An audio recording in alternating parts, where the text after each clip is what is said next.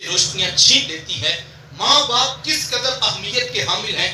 मेरे हुजूर तशरीफ फरमाते कि एक नौजवान हाज़िर खिदमत होता है, आकर अर्ज करता है कि हुजूर मैं जिहाद पे जाना चाहता हूँ, यानी मैं ये चाहता हूँ कि हाथ में तलवार पकड़कर दुश्मनाने खुदा और रसूल के ऊपर टूट पड़ूं और अपनी जान जैसी मता इस राह में कुर्बान कर दूं। किसी छोटे काम की इजाजत नहीं तलब की जा रही, इतनी बड़ी कॉज, इतना बड़ा मिशन कि इस राह में अपनी कुर्बानी पेश कर दो। इतने बड़े काम की इजाजत के जिसके बारे फरमाया गया शहीद के खून का कतरा भी जमीन पे नहीं गिरता कि उसके सारे गुनाहों को बख्श दिया जाता है। इतने बड़े काम की इजाजत तलब की जाती है, लेकिन मेरे हुजूर क्या फरमाते हैं, आहिजुल वालिदा का, क्या आपके माँ बाप जिंदा हैं? काला नाम, जी हुजूर जिंदा हैं। काला फफीही मा फजाहिद, फरमाया जाओ उनकी खिदमत करो, यही तुम्हारा जिहाद है।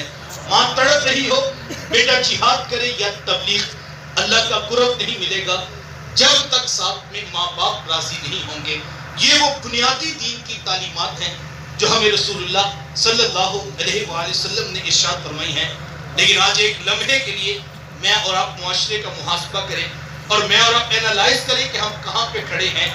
आज हालत इतनी दर्दनाक है कि सुबह के वक्त बूढ़ा बाप मिन्नत भरे लहजे में बेटे से कहता है कि बेटा आज दुकान पे रश ज्यादा है, ग्राहकों की भी भीड़ है और मेरी तबीयत कुछ ठीक नहीं, तो बेटा तुम जरा दुकान पे वक्त ज्यादा देना। तो नौजवान आगे से क्या कहता है, कोई जीता है तो जिए, कोई मरता है तो मरे, मैंने जुमेरात को दरबार पे जरूर जाना है। ये दीन किसने सिखाया है? ये अल्लाह के रसूल की तालीमात तो नहीं है और ना ही ये दरबार वालों की तालीमात थी। ये आज के अनपढ़ जाहिल कारोबारी सूफियों का मसला है। अगर 50 लोग हर वक्त उनके डेरे पे ना बैठे तो जनाब उनका कारोबार नहीं चलता।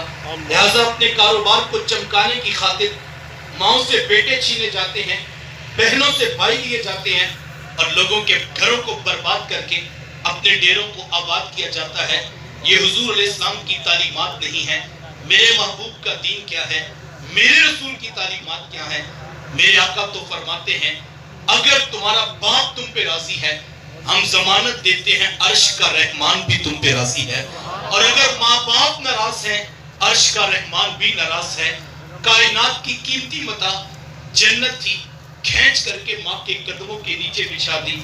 उलमा ने 3 बातें लिखी हैं और आज के इस बड़े मजमे में मैं सिर्फ 3 बातें अर्ज करके बात को मुकम्मल कर दूंगा और मेरी आरज़ू होगी कि मैं और आप इन 3 बातों को बतौर सबक अपनी जिंदगी में शामिल कर लें और सारी जिंदगी इन बातों पर हम अमल पैरा हो जाए। हमारे यहाँ इस दौरे पुरफितन में जो है वो बहुत सारे फितने जहाँ हैं, एक बड़ा फितना ये भी है कि महफिल तो बहुत ज्यादा है, सोशल मीडिया पे हजारों नहीं लाखों क्लिप्स रोजाना शेयर होते हैं। हमने दर्जनों के हिसाब से व्हाट्सएप ग्रुप्स भी ज्वाइन किए हुए हैं और हम रोजाना स्टेटस भी दर्जनों में लगाते हैं। बहुत नेकी, बहुत खैर की दावत फैल रही है, लेकिन माशरे में अमली तौर पर हमें उस तरह से जो है वो तब्दीली दिखाई नहीं देती। तो शायद इसकी एक बड़ी वजह यह है कि हम सब खैर की, नेकी की, अच्छाई की दावत तो देना चाहते हैं, लेकिन हम सब अच्छा शायद अभी तक बनने के लिए आमादा नहीं हो सके हैं। यकीन जानिए इतना बड़ा मजमा अगर हम 3 बातें भी अमल पैरा होने के जज्बे से अपनी रूह में उतार लें, शायद ये 3 बातें ही हमारी निजात का सबब बन जाए। मेरे शेख तो एक दिन हमें फरमाने लगे कि यार बंदा तकरीर ध्यान से सुन लेना तो जिंदगी में एक तकरीर भी काफी होती है, और जब सुन ले तो फिर उसके ऊपर अमल करे। सबसे पहली बात उलमा ने लिखी कि माँ बाप फोत हो जाए तो कसरत से उनके लिए बख्शिश और मगफरत की दुआ की जाए। माँ बाप जिंदा हो तब भी, माँ बाप वफात पा जाए तब भी। अब दुआए बख्शिश का अंदाज कोई भी हो सकता है। आप कुल का खत्म दलवाएं, 10वें की तकरीब रखें, चहलम के उन्वान पे लोगों को जमा करें और अपने माँ बाप के लिए बख्शिश और मगफरत की दुआओं का एहतमाम करें, तो यकीनन ये बाइस से बरकत है। लेकिन इस मसरूफ तरीन दौर के अंदर किसके पास इतना वक्त होगा कि वो रोजाना सैकड़ों हजारों लोगों को जमा करे और फिर अपने माँ बाप के लिए बख्शिश और मगफरत की दुआ करवाए? यकीनन ये बहुत मुश्किल काम है। दोस्त अहबाब गाहे बगाहे इस तरह की महफिल का इनेकाद करते हैं, लेकिन रोजाना तो इस तरह की मजलिस आप मुनक़िद नहीं कर सकेंगे, तो फिर क्या किया जाए? उलमा ने बड़ी खूबसूरत बात कही, कहा आप कोशिश करके, मेहनत करके 5 वक्त के नमाजी बन जाइए। ये इतना खूबसूरत अमल है, इतना खूबसूरत अमल है कि बेटे की कोई नमाज पूरी नहीं होती, جب تک وہ یہ دعا نہیں کر لیتا ربنا اغفر لی والی والدیا کہ مالک مجھے بھی بخش دے میرے ماں باپ کو بھی بخش دے. یہ بہترین وظیفہ ہے. نماز پنجگانہ کا اہتمام کیجئے. اب یہاں سے جب ہم اٹھ کے جائیں تو یہ نہیں کہ ہم جا کے سو جائیں. میں آپ کو دعوت پیش کرتا ہوں اگر صبح کی کسی کی 5 نمازیں بھی رہتی ہیں یار ایک بار کوشش کر کے جب گھر جاؤ وضو کر کے کمرے کا دروازہ بند کر لینا اور مصلی بچھا لینا. پہلے فجر قضا کرنا پھر ظہر پھر عصر پھر مغرب عشاء کا وقت باقی ہے. عشاء پڑھ لینے کے بعد ہاتھ جوڑ کر اس سے معافی مانگنا اور عرض کرنا مالک دیکھ آج تیرا بندہ تیری دہلیز پہ واپس پلٹ کے آیا ہے. کیا تو اپنے بندے کو معاف نہیں کرے گا؟ وہ بڑا کریم ہے وہ آنے والوں کو معاف کر دیتا ہے. کالجو کوئی کفن میں لپیٹ کے جو ہے وہ کندھوں پہ اٹھا کے لائے گا. آنا تو ہے اس کی بارگاہ میں یار کیوں نہ آج خود اپنی مرضی سے کھلے منہ کے ساتھ آ جائیں. وہ بڑا کریم ہے. یہ دنیا والے ہیں جو کہتے ہیں 900 چوہے کھا کے بلی حج کو چلی. وہ بڑا کریم ہے. وہ آنے والے سے یہ نہیں پوچھتا تو نے کتنے گناہ کیے ہیں. وہ فرشتوں میں فخر کرتے ہوئے فرماتا ہے فرشتوں دیکھو آخر میرا بندہ میری دہلیز پہ ہی آیا ہے نا.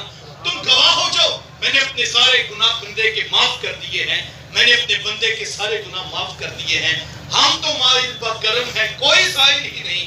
راحت دکھلائیں کسے کوئی راہ روے منزل ہی نہیں. کوئی آئے تو صحیح تہجد کے وقت کنڈا کھڑکائے تو صحیح. علماء نے لکھا ہے اس بات کی کوئی دلیل نہیں کسی کے پاس رزق ہے دولت ہے بینک بیلنس ہے ایکڑ ہے مربع ہے اس بات کی کوئی دلیل نہیں کہ وہ اس سے راضی ہے مالک. کہا کیوں یہ تو ان کو بھی دیتا ہے جو اس کی ذات کا بھی انکار کرتے ہیں. رزق تو کافروں کو بھی دیتا ہے لیکن جب کسی سے راضی ہوتا ہے تو کہا اس کو اپنی پیشانی کے سجدے عطا کرتا ہے اپنے حضور جھک جانے کا نور عطا کرتا ہے اپنی دہلیز پہ بلا لیتا ہے. داتا صاحب نے ایک واقعہ لکھا میں اسی پہ ختم کروں گا اور ایک امید افزا جو ہے وہ رونق افزا جو ہے دعوت فکر داتا صاحب نے لکھی ہے. آپ فرماتے درویشوں کا ایک مجمع تھا اور ایک بوڑھے بابا جی کا وہاں سے گزر ہوا اور انہوں نے رک کر کہا کہ حضرت میں توبہ کرنا چاہتا ہوں کیا میرے لیے بھی کوئی توبہ کی گنجائش موجود ہے؟ تو درویشوں نے دیکھا تو کسی نے آگے بڑھ کر کہا بابا ساری زندگی گناہوں میں گزار کے جب داڑھی سفید ہوگی کمر میں خم آ گیا ہڈیاں کمزور ہو گئی اب عیش و عشرت کے بعد آئے ہو توبہ کرنے کے لیے تم نے تو آنے میں بڑی تاخیر کر دی. تو بابا جی بار بار کہتے نہیں حضرت میں تو وقت سے پہلے آ گیا. کہا بابا زندگی مرضی کی گزاری گناہ کیے عیش و عشرت کی داد لی اور اب سفید داڑھی کمر میں خم گھٹنے درد کرتے ہیں ہڈیاں کمزور ہوگی. ایک تو آئے تاخیر سے ہو اور دوسرا کہتے ہو وقت سے پہلے آگے ہو. تو بابا جی کی آنکھوں میں آنسو آ گئے. دادا صاحب فرماتے اس بوڑھے نے کیا کہا؟ کہا حضرت سانس ٹوٹنے سے پہلے آ گیا ہوں اس کی دہلیز پہ میں وقت سے پہلے آ گیا. تو صاحب سانس ٹوٹنے سے پہلے جو آ گیا وہ وقت سے پہلے آ گیا. قبل اس سے کہ سانس ٹوٹ جائے کوئی اٹھا کے لائے ہمیں ہم خود اس کی دہلیز پہ آ جائیں. اس کو بڑا اچھا لگتا ہے جب بندہ اس کی دہلیز پہ آ جاتا ہے. بار بار ہم سے تقاضا ہے اقیم الصلاۃ. اتنے لوگ محبوب کے میلاد پہ آئے ہو. اس کو جو ہے وہ میلاد کا معنی کیا ہے؟ یوم ولادت. میلاد کا معنی کیا ہے؟ اس کو انگریزی میں ترجمہ کروں تو برتھ ڈے اور اردو میں کہوں تو سالگرہ کر لیجیے آپ. رسم دنیا بھی ہے ماحول بھی ہے. جب کسی کی طرف سالگرہ پہ جاتے ہو کوئی تحفہ تو لے کر جاتے ہو. اتنے محبوب کے میلاد پہ آئے ہو اور کوشش ہوتی ہے تحفہ وہ لے کر جائیں جو اس شخص کو بھی پسند ہو. آؤ میں تمہیں بتاتا ہوں محبوب کی پسند کیا ہے. میرے محبوب فرماتے مجھے تمہاری پوری دنیا میں سے نماز پسند ہے. تو اتنے لوگ ہیں یار آؤ محبوب کی آنکھوں کا ٹھنڈ کا سما کرتے ہیں. کوئی شخص بھی محروم سجدہ نہ رہے. آج عہد کیجئے ہماری نماز کبھی قضا نہیں ہوگی. روزانہ ہم اپنے رب کو راضی کرتے ہوئے اپنے محبوب کی آنکھوں کی ٹھنڈک کا سما کریں گے. دوسری بات علماء نے لکھی ماں باپ فوت ہو جائے ان کے رشتہ داروں سے اچھا سلوک کیا جائے. اور تیسری بات کہی جو نیکی کا کام وہ دنیا میں کرتے تھے اس کا تسلسل نہیں ٹوٹنا چاہیے. کسی غریب کی مدد کسی یتیم کی فیس کسی بیوہ کے گھر میں راشن کسی مسجد مدرسہ ہاسپٹل بلکہ یہ میلاد کے جلسے اور ذکر رسول کی محفل اگر ماں باپ کرتے ہیں تو خوش قسمت ہے وہ اولادیں جن کے ماں باپ کو یہ سعادت نصیب ہے. کوشش یہ ہو کہ اولاد کو بھی اس رات پہ لگایا جائے تاکہ وہ کل سینہ تان کے کہیں یہ میلاد کے پروگرام یہ دروس قرآن کی مجالس یہ دروس سے حدیث کی نشستیں میرا باپ ذمہ داری نبھاتا تھا، اب آج سے میں یہ ذمہ داری نبھاؤں گا، پھر ان کی نسلیں، پھر ان کی نسلیں، پھر ان کی نسلیں۔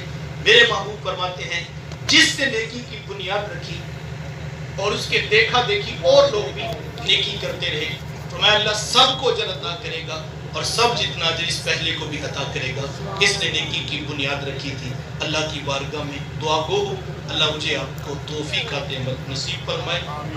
ہمارے میزبان عالی مرتبہ اور ان کی